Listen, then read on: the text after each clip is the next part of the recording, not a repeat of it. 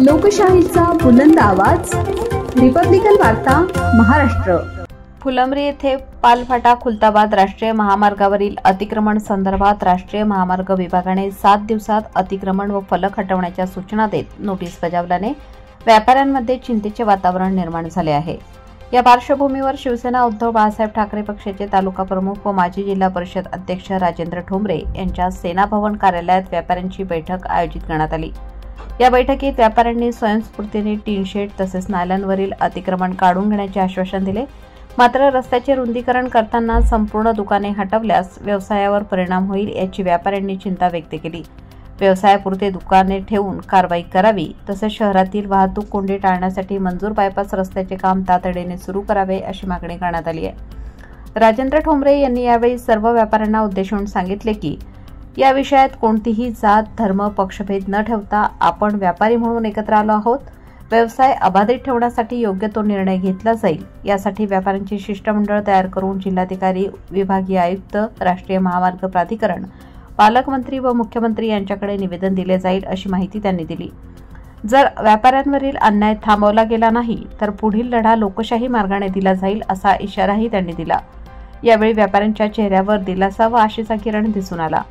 शहरात अनेक नेते असूनही कोणतीही साथ न मिळाल्यामुळे उद्धव बाळासाहेब ठाकरे शिवसेनेचे ठोंबरेच व्यापाऱ्यांच्या पाठीशी उभे राहिलेत। याबद्दल उपस्थित व्यापाऱ्यांनी त्यांचा पुष्पगुच्छ देऊन सत्कार केला। दरम्यान रिपब्लिकन वार्ता मराठवाडाचे उपसंपादक अकबर शहा यांनी राष्ट्रीय महामार्ग उपविभागाच्या अधिकाऱ्यांकडे कारवाई संदर्भात विचारणा केली असता सध्या नोटीस वाटप सुरू असून वरिष्ठांच्या सूचनेनंतर पुढील कारवाई केली जाईल असे त्यांनी स्पष्ट केले आहे। आता ते सगळंच माहिती तेवढं जर केलं तर फुलंब्रीचे व्यापारी एकदम मानवाने आणि फुलंब्रीचं मार्केटच गायब होणार। म्हणून त्यांनी पुढाकार घेऊन कुठेतरी बायपास सर्वांचंच म्हणणं आहे बायपास काढाव आणि माझं म्हणाले तुरत असताना स्टेजा किंवा फार झालं तर रस्ता मोकळा करायला तेवढं अतिक्रमण काढू शकतो। फार झालं तर म्हणजे पूर्ण फुलाच्या प्रकारच्या प्रमाणे त्यांचं काम धरतात, आपलं काम धरतात। कारण जे बायपास काढायला जमीन संपादन करायला त्यांना अडचण येणार आहे, त्याच्यामुळे तो मार्ग थोडा लांबच आहे। पण हा एक उपाय थोडा आहे, त्यांना 40 फुटापर्यंत घेतलं मार्किंगना तर आपण खुशीने त्यांना द्यायला पाहिजे। 40 फुटापर्यंत आपलं हरकत नाही, त्यांचं काम धरतं आपलं काम धरतं असं नाही त्यांना विनंती आहे। दुसरी गोष्ट काही लोकांनी सांगितलं का आपण होऊन मार्किंग काढू नका, तर लोकांमध्ये असं एक धाक आहे का ते जर ते येणार ते पावड्याने ते तोडतात ना तर पूर्ण बिल्डिंग हातरून जाते। आपली 5 फूट बिल्डिंग जर जाणार आहे तर पूर्ण बिल्डिंगला धोका पूर्ण बायपासला म्हणजे बांधकामची परवानगी दिली पाहिजे। बायपासला काय करते, परवानगी सुट्ट्या टॅक्स वसूल करते आणि मग त्याच्यावर काय होतं तिथं त्या रोडला पण पूर्ण भरून जाते। म्हणून तर काय सोलापूर हायवे काढला। आता किती वेळ बायपास व्यापारी आमचा कधी थांबणार तिथं, कारण आज बायपास निघला पण ह्याच व्यापाऱ्याला तिथं घ्यावं लागणार आहे। म्हणजे परत कर्जबाजारी आमचा व्यापारी होणार आहे। परत त्या बायपासला जागा विकत घ्यायची, बांधायचं एवढं सोपं नसतं। तिथं आपलं पण दुकान बघायचं अशा काही गोष्टी।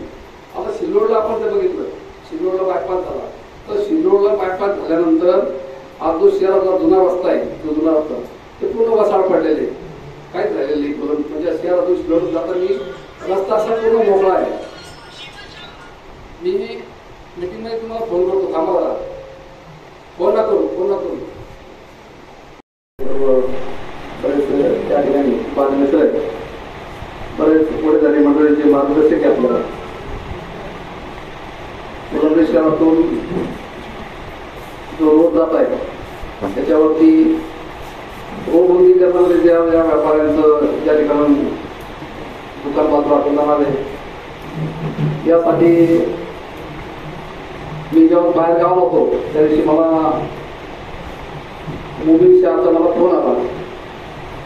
ते सांगितलं की असं असं आहे, तुम्ही कुठे? म्हटलं मी बाहेर आहे। त्यांनी सांगितलं आपण बसू, असं असं झालेलं आहे, फुलंब्रीमध्ये असं नोटीस देणार आहे, मार्किंग त्यांनी केलेली। नंतर मी काल तिथं आल्यानंतर त्यांना फोन केला, कुठे तिथे मी घरी, म्हटलं मग आपण बसू 2 मिनिटं काय।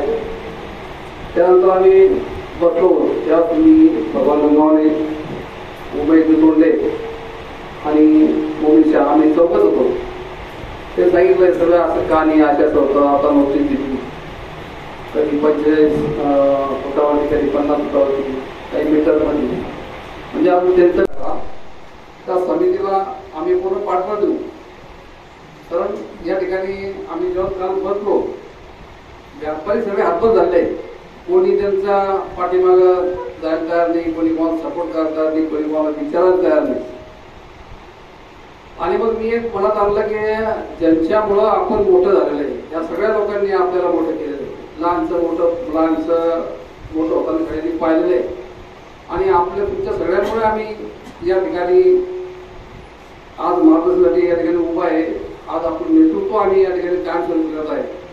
आणि मागे वेळेस असं झालं होतं की ज्यावेळेस 95-96 मध्ये शिवसेनेचं सरकार होतं, त्यावेळेस दिवाकरराव ते मंत्री होते, रत्नागिरी घाटे साहेब होते, पठाण साहेब होते, काही साहेब होते. तर व्यापाराच्या इथून तिथून सगळ्या दुकानात जाणार होत्या. त्यावेळेसही आम्ही सगळ्यांनी पुढाकार घेतला. मामा होते, शेखलाल पटेल, आम्ही सोबत गेलो होतो. मामाची खर्च होती, आपल्या कोणी आले नाही, आपण फिरू लागलो. ठीक आहे, मला कसा व्याप असतो प्रत्येकाच्या पाठीमागे.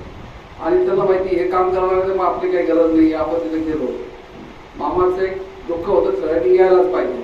आणि जेव्हा संघर्ष असतो, ज्या वेळेस सगळ्यांचं हे आपलं स्वतःचं काम आहे, हे काही कोणाचं काम नाही, हे आपलं स्वतःचं काम आहे. आणि म्हणून आपण सगळ्यांनीच भाग घेतला, पुढे गेलो तर आपण मग पाठीमागे नाही हटलो पाहिजे. आणि आतापर्यंत आम्ही जे काम केलं आपण ते कधीच पाठीमागे आलेलं नाही, त्याला कधीच. आणि मग तुमच्याशी एकदा चर्चा करावं, तुमच्याशी एकदा बैठक घेऊन तुमच्याशी डायरेक्ट चर्चा करून जे काय असेल मग कोणाला फोन करा, हे करा, त्यांना वाटतं तसं काही करायचं नाही. एक रिक्षा लावून टाकायची, व्हॉट्सअप फेसबुकला टाकायचं, सगळ्या व्यापाऱ्यांना माहीत होतं, सगळे व्यापारी येतील, मग बैठकीत आपल्या सूचना मांडतील. त्या पद्धतीने आम्ही काल अवघ्या 10 मिनिटं सगळं तयार केलं. भगवानगरमध्ये गेलेले की पोलीस स्टेशनला अर्ज पण केला, रिक्षाचं पैशाची वाटे पास पण आणली, लगेच त्या कॅसेटवाल्याला फोन केला, त्यांनी लगेच आपल्याला एक तासामध्ये कॅसेट बनवून दिली. रिक्षावर फोन करून सांगितलं, रिक्षावर सकाळी लगेच 8ला 10ला सांगायचं. आणि मग मनात कोणतंही किंतु परंतु नाही, म्हणून मी त्याच्यामध्ये म्हणतानेच आलोचना करताना म्हटलं, प्रत्येक व्यापाऱ्यांनी जात धर्म राजकारण बाजूला ठेवून सगळ्यांना मिटिंगला या. तर आजकाल काय आता जातीपातीवर जास्त राजकारण झालेलं आहे. म्हणजे विनाकारण नको तिथं जात पात पंथ धर्म आणायचं. व्यापाऱ्यांमध्ये व्यापारी हा एकच जात आहे, व्यापारी. तेव्हा जात पंथ धर्म आपल्या आपल्या घरात सगळ्यांचा. आपण रोडवरती आलो, आपण व्यापारी आहे, आपल्याकडे प्रत्येक जातीचा धर्माचा पंथाचा गिऱ्हाईक येणार आहे आणि आपल्या देशी व्यवहार करावा लागणार आहे. आणि मग त्या पद्धतीने व्यापाऱ्यांचं ते आज या ठिकाणी प्रत्येकाने कष्टातून आपल्या दुकाना उभा केलेल्या आहे, जागा घेतलेली आहे. बऱ्याचशा लोकांनी काही नवीन जुन्या जागा घेतल्या, काही लोकांच्या जुन्या जागा आहेत, त्याच्यावर बोर्ड भरते सगळे लोक. मामाचे वडील त्या ठिकाणी हॉटेल होती, तेव्हापासून भजे काढतो आम्ही, लहानपणी पाहत होतो. आणि मामाला सुद्धा आम्ही सोबत राहिलेले, मामा सुद्धा आम्ही सोबत होतो. असे इथून तिथून जर पाहिलं, पाच फाट्यापासून तर लगेच कारखान्यापर्यंत तिकडं औरंगाबाद रोड जातात. असे बरेचसे व्यापारी ज्यांनी कर्ज काढून काही विकून टाकून दुकानं उभा केल्या, आपले उदरनिर्वाह करतात. त्या एका दुकानावरती जवळपास 10-20 लोक पोट भरतात. मग त्याचा गाडीवाला असेल, त्याची लोडिंग गाडी असेल, त्याच्या लोडिंग गाडीवरती व्याप तो मॅकॅनिक असेल, त्याच्या हाताकडचे माणसं असेल, किराणा दुकानामध्ये तो माणूस काम करणारा व्यक्ती असेल, असे अनेक लोक पोट भरतात. म्हणून हा खूप मोठा प्रश्न होता. आणि म्हणून मी या ठिकाणी शाह यांनी सांगितलं तेव्हा तो निर्णय घेतला. मी कोणाला विचारलं नाही, माझ्या जवळचे कार्यकर्ते, पक्षाचे कार्यकर्ते, कोणाला काही माहिती नाही, मी मला विचारलं पण नाही. चौघामध्ये आपण ठरवलं. आता तुम्ही म्हणशाल तो उपोषणला बसलो, तुम्ही म्हणशाल ती भूमिका फक्त जी समिती होईल, समिती फक्त व्यापाऱ्यांचीच असली पाहिजे, एवढं मी या ठिकाणी आपल्याला सांगतो. त्याच्यामध्ये आम्हाला घेऊ नका, फक्त मग आणखी राजकारण घुसतं. म्हणून समिती ही व्यापाऱ्यांची करा, तुमच्यासोबत आम्ही आहे एवढंच नक्की सांगतो. आणि उद्यापासूनच ज्यांच्या समोर जे काही पत्र वगैरे अजून काही टाकलेले असतील आपण हातीच्या त्याच्या बाहेर, तर ते थोडंसं काढून घ्या. आणि विशेषतः आमच्या टी पॉईंटची अडचण महत्वाची. टी पॉईंटला काय आहे, व्यापाऱ्यात जे काही व्यापार त्यापेक्षा पण आणखी छोटे मोठे व्यापारी गरीब व्यापारी ते हातगाडीवरती पोट भरणारे व्यापारी त्यांची खूप मोठी समस्या आहे. काय झालं, आम्ही राजकारणी लोकांचं हे काम की जे व्यापारी जे असतात हातगाड्यावाले लोटवाले त्यासाठी एक मार्केट तयार करायला पाहिजे. एक मार्केट तयार करायला पाहिजे जिथं ते शॉप उघडले पाहिजे. छोटे मोठे दुकानदार असतील त्याच्यासाठी शॉप उघडले पाहिजे. त्या ठिकाणी जसं मार्केट तयार केलं पाहिजे. पण ते आम्ही तिकडे दुर्लक्ष केलं. कारण या ठिकाणी काय राजकारण करत असताना सगळ्यांचं कर्तव्य आहे की आपलं गाव आपला भाग हे अतिशय सुलभ सबलाभ कसं होईल ते आपण बघितलं पाहिजे. ते शॉप जर उघडले असते मार्केट जर तयार केलं असतं तर रोडवर कोणी पण बसलं नसतं. रोडवर बसलं त्याची काही हाऊस नाही आहे पण तिची मजबुरी शेवटी धंदा आहे. आपल्या दोन कशी कमवायचे आणि हे जर रोडवरचे दोन लोक जर उठले तुम्ही नाक करलं तर उद्या काय करतील, मग काम काय करतात, धंदा काय करतात, मग मारा ठोकर लागल्या चोऱ्या करायच्या याच्यामध्ये काय काम राहणार. त्यावेळेस मला एक आठवतं की मी गाडी चालवतो, म्हणजे मी काळी पिवळी गाडी चालवतो, मिनी बस चालवतो. तर त्यावेळेस पोलीस लोक पावत्या द्यायचे, RTO पावत्या द्यायच्या. ते मी डायरेक्ट त्याला म्हणायचो की आम्ही चांगला धंदा पाणी करतो, आम्ही आमचे दोन पैसे कमवतो, आम्ही पुढं रिकामी कामं करत नाही. तर तुम्ही ते करून दिलं पाहिजे. सुशिक्षित लोक आहे, तरुण वर्ग आहे, याला काम धंदे करून दिलं पाहिजे. तुम्ही जर असं केलं तर मग शेवटी रोडवरती येतील, तुकाऱ्या करतील, पाकिट मारतील, नदमाट वगैरे काम केलं पुढे करतील. याच्यामुळे काय करणार.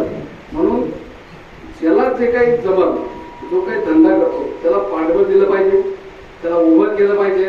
म्हणजे बेकारी जी आहे ती कमी होती आणि तो आपल्या प्रपंचाला लागतो आणि दुष्परिणाम त्याचे होते, चांगले परिणाम होते.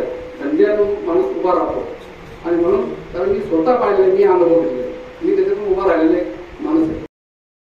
रिपब्लिकन वार्ता वृत्तवाहिनीसाठी Marathwada उपसंपादक Akbar Shah, Aurangabad, Chhatrapati Sambhajinagar. Subscribe now and press the bell icon.